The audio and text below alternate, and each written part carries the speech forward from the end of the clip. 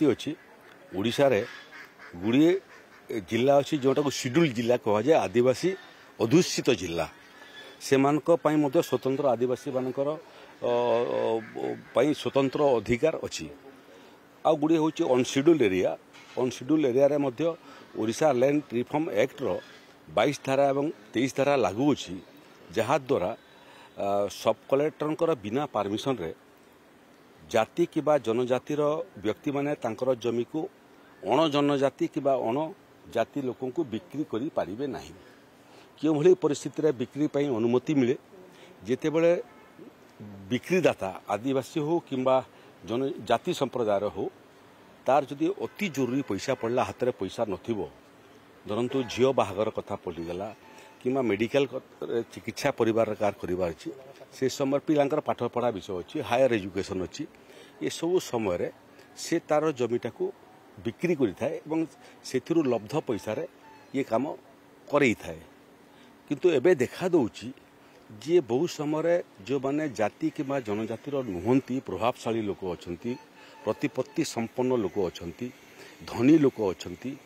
से माने विभिन्न समय इमानकर जमी को हड़प करने उद्यम करुँच प्रलोभित करी प्ररोचित करी चाप प्रयोग करी विभिन्न उपाय अवलंबन करी ओडिशा रे जाति एवं जनजाति संप्रदायर लोकंकर जमी हड़प करने विभिन्न आड़ देखिकी सब कलेक्टर ऑफिस रे OLR 2223 आवेदन माने करुछंती आमे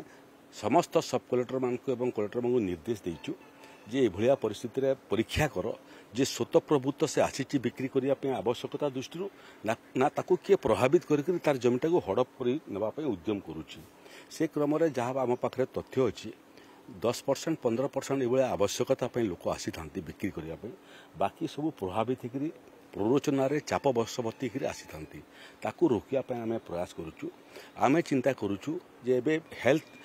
आयुष्मान योजना लागू हला पर से मानकु आउ हेल्थ ग्राउंड रे पैसार आवश्यकता पड़ोनी चीफ मिनिस्टर रिलीफ फंड अच्छी सेटा आम व्यवहार करूँ तेणु हेल्थ ग्राउंड रे निजर पूर्वपुरुषर जमी बिक्री कर आवश्यकता पड़ो नहीं बाकी बाहागर विषय है बाहागर गुड़िए सरकारी योजना अच्छी जो पैसा से आम जोगई पारू जमी बिक्री पर्यंत कथा जीव ना हायर एजुकेशन आम से बाबद चिंता करुचु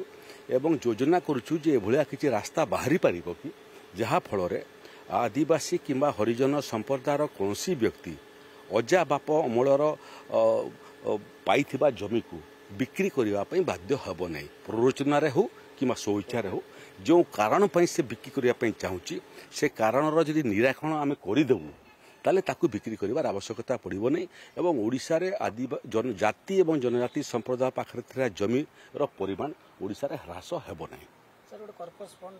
चिंता करुचु आम दरकार पड़े गोटे कर्पस फंड गठन करी हेब कि कर्पस फंड रे एभलिया परिस्थिति रे जदि इमिडिएटली पैसा दरकार पड़ला तार जमीर प्रतिबदल रे ओडिशा सरकार से प्राप्य नहीं जीवो ओडिशा सरकार से जमीटा को प्रोटेक्टेड कर रखिबे 2 वर्ष कि 3 वर्ष पर्यंत प्रोटेक्टेड कर रखिबे से भितर जदि से पुणी सक्षम हो गला तार जमी को पुणी आम सही परिमाण पैसा रे फेरस्त करदेबू ये भलिया विषय आम चिंता करुचु सबू वर्गर लोक एवं मूलतः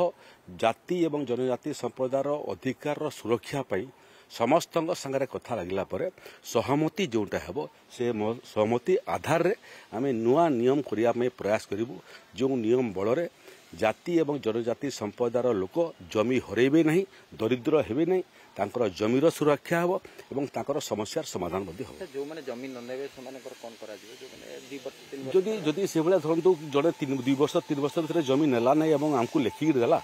जे हमको आउरी किछि समय दरकार हम अपेक्षा करबु जदि फाइनाली कहबो जे आज्ञा मोर जमीर आवश्यकता नहीं ताले से जमी को ऑक्शन करा जाय पारे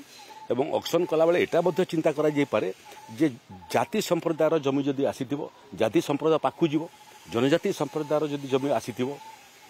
जनजाति संप्रदाय पाखु जीवो तेणु एटा मोटामोटी चिंता एटा कल्पना एटा आ विचार एटा